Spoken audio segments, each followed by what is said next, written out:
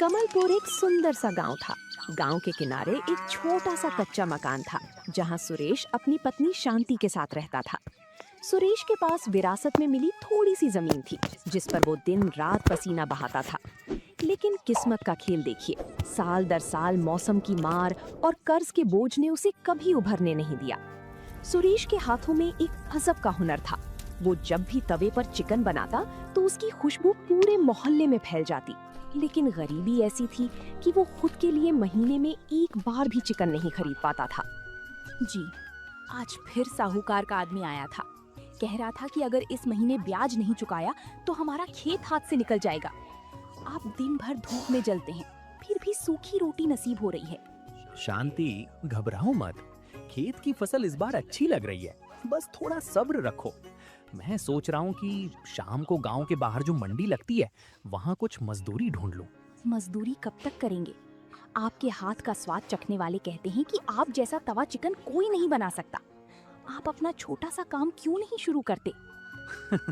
काम शुरू करने के लिए पैसा चाहिए शांति, और हमारे पास तो कल के राशन खरीदने के पैसे भी नहीं है। सुरेश की बातें सुनकर शांति चुप हो गई।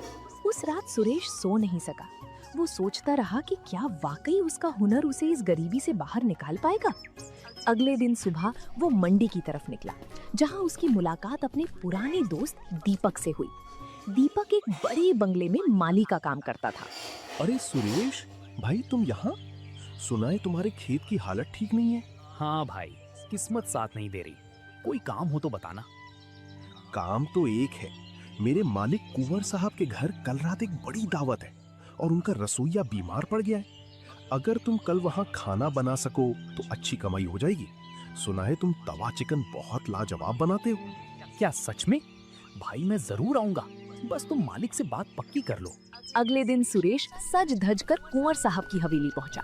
वहां का तामझाम देखकर वो थोड़ा घबरा गया। बड़े बड़े चूल्हे, महंगे बर्तन और मसालों की ढेर सारी वैरायटी। कुंवर साहब एक सख्त मिजाज के आदमी थे, जिन्हें खाने का बहुत शौक था। उन्होंने सुरेश को ऊपर से नीचे तक देखा। तो तुम हो सुरेश? दीपक कह रहा था कि तुम मिट्टी से सोना बना देते हो। देखो भाई, मेरे मेहमान शहर से आ रहे हैं। अगर खाना खराब हुआ तो पैसे तो भूल जाओ, बेइज्जती अलग से होगी।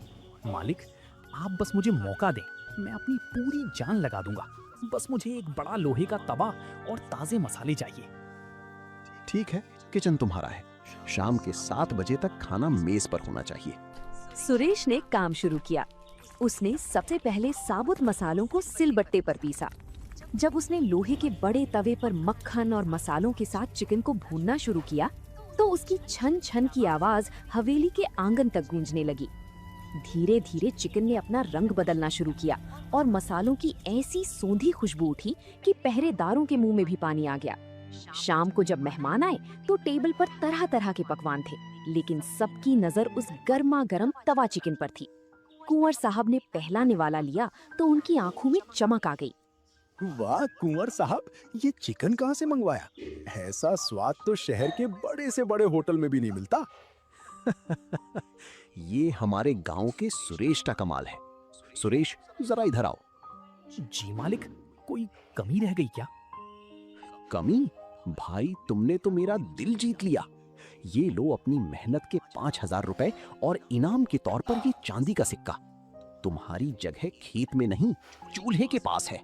सुरेश की आंखों में आंसू आ गए। उसने कभी एक साथ इतने पैसे नहीं देखे थे। वो भागता हुआ घर पहुंचा और शांति को सारे पैसे थमा दिए। शांति की आंखों में भी खुशी की चमक थी, जिसके बाद उसने सोचा कि वो उन पैसों से एक छोटा सा ठेला खरीदेगा। लेकिन जब वो बाजार पहुंचा तो पता चला कि लोहे और लकड़ी के दाम आसमान छू रहे थे। उसके पास इतने पैसे नहीं थे कि वो एक नया या अच्छा पुराना ठेला भी खरीद सके। वो मायूस होकर घर लौटा, लेकिन शांति ने हार नहीं मानी थी और उसने सुरेश का हौसला बढ़ाते हुए कहा, जी, उदास क्यों होते हैं? ठेला नहीं है तो क्या हुआ? हमारे घर के बाहर जो पुरानी नीम की छांव है, वहीं एक मिट्टी का चूल्हा बनाते हैं। लोग स्वाद के लिए आते हैं, सजे धजे ठेले के लिए नहीं। लेकिन शांति, सड़क किनारे खुले में कौन खाएगा? और मेरे पास तो इतने बड़े बर्तन भी नहीं है कि ज्यादा लोगों के लिए बना सकूं। हमारे पास वो पुराना लोहे का बड़ा तवा तो है ना, जिस पर मेरी माँ रोटियां बनाती थी। वो बहुत भारी और मजबूत है। आप उसी पर तवा चिकन बनाना शुरू कीजिए और उसे परोसने के लिए हम पत्तलों का इस्तेमाल करेंगे। अगले दिन सुरेश ने नीम के पेड़ के नीचे एक साफ सुथरा चबूतरा बनाया। उसने अपनी पुरानी साइकिल के पीछे एक लकड़ी का फट्टा बांधा जिस पर वो मसाले और सामान रख सके। उसने कोयले की आंच जलाई और लोहे के उस भारी तवे को चढ़ाया। जब ताजे खड़े मसालों की खुशबू गांव की पगडंडियों पर फैली तो सबसे पहले वहां से गुजरने वाले लकड़हारे रुके। अरे सुरेश भाई, ये क्या नई खुशबू फैला रखी है? क्या बना रहे हो? भाई बस एक छोटी सी कोशिश है। तवे पर देसी मसालों वाला चिकन है, चक्कर देखो। पैसे तभी ना जब स्वाद अच्छा लगे। लकड़हारे ने जैसे ही पहला निवाला खाया उसकी थकान गायब हो गई। धीरे धीरे बात फैल गई कि नीम के पेड़ के नीचे सुरेश नाम का आदमी 25 रुपए में जादुई स्वाद दे रहा है। बिना किसी दिखावे के सुरेश का काम चल पड़ा। लोग शाम होते ही नीम के पेड़ के नीचे इकट्ठा होने लगते। लेकिन एक शाम अचानक मौसम बदल गया। आसमान में काले बादल छा गए और देखते ही देखते मूसलाधार बारिश होने लगी।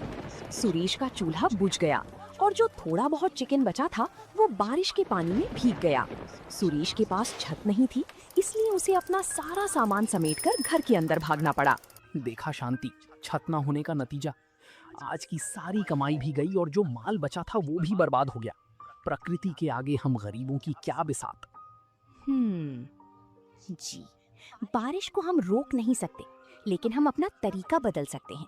अगर लोग यहाँ नहीं आ पा रहे तो हम उन तक पहुँच सकते हैं। मतलब मैं समझा नहीं। गांव में बहुत से ऐसे लोग हैं जो काम की वजह से बाहर नहीं निकल पाते या बुजुर्ग जो यहाँ तक नहीं आ सकते। क्यों ना हम होम डिलीवरी यानी घर घर खाना पहुँचाने का काम शुरू करें। आप खाना बनाइए, मैं उसे पत्तलों में पैक करके ढक दूंगी और आप अपनी साइकिल पर जाकर दे आइए। सुरेश को ये सुझाव पसंद आया। बारिश रुकते ही उसने एक पुराना छाता अपनी साइकिल पर फिट किया और एक बड़ा डिब्बा पीछे बांधा।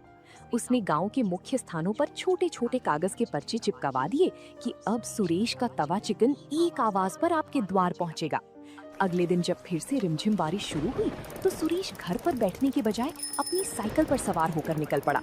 जो लोग बारिश की वजह से बाहर नहीं निकल पा रहे थे, उन्हें जब घर बैठी गर्मा गर्म धुएं वाला तवा चिकन मिला तो सुरेश की वाहवाही पूरी गांव में होने लगी। अब उसे दुकान की छत की चिंता नहीं थी, क्योंकि पूरा गांव ही उसकी दुकान बन गया था। सुरेश सुबह खेत में काम करता और दोपहर से ही अपनी पत्नी शांति के साथ मिलकर तवा चिकन बनाने की तैयारी में जुट जाता। लेकिन जैसी जैसी ऑर्डर बढ़ने लगी, सुरेश की पुरानी साइकिल जवाब देने लगी। शांति, आज फिर से 5 घरों के ऑर्डर रह गए। ये साइकिल अब बूढ़ी हो गई है। भारी डिब्बा लादकर दूर वाले मोहल्ले तक पहुंचने में बहुत देर हो जाती है। जब तक मैं पहुंचता हूँ खाना ठंडा हो जाता है।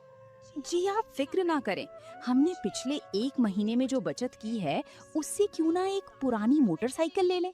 उससे आप कम समय में ज्यादा जगह पहुंच पाएंगे। मोटरसाइकिल? शांति, उसके पेट्रोल का खर्चा भी तो होगा। हमें दाम भी तो कम रखने ताकि गरीब मजदूर भाई खा सके। आप चिंता मत कीजिए, आप मोटरसाइकिल से शहर की बड़ी मंडी भी जा पाएंगे, जहां से हमें चिकन और मसाले थोक के भाव सस्ते मिलेंगे। वहां से जो बचत होगी उससे पेट्रोल का खर्चा निकल आएगा। सुरेश को शांति की बात समझ आ गई। उसने एक पुरानी लेकिन मजबूत मोटरसाइकिल खरीदी।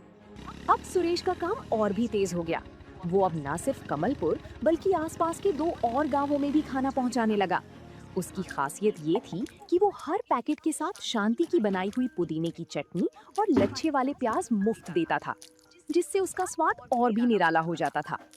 सुरेश की कामयाबी देखकर कुछ लोग हैरान थे कि एक मामूली किसान इतनी जल्दी कैसे तरक्की कर रहा है। गांव के कुछ लोगों ने अफवाह उड़ानी शुरू कर दी कि सुरेश सस्ता चिकन खिलाने के लिए बासी चिकन या घटिया मसालों का इस्तेमाल करता है। ये बात धीरे धीरे पूरे गांव में फैल गई और अचानक सुरेश के ऑर्डर कम होने लगे। शांति, आज मंडी से मैं 10 किलो चिकन लाया था, लेकिन सिर्फ 2 ही ऑर्डर आए। लोग मुझे देखकर कतरा रहे हैं। सुना है गांव में चर्चा है कि हमारा खाना सेहत के लिए ठीक नहीं है। जी, अगर लोगों को शक है कि हम खाने में मिलावट करते हैं तो हम छुपकर काम नहीं करेंगे। कल से आप घर के अंदर नहीं बल्कि सड़क किनारे उसी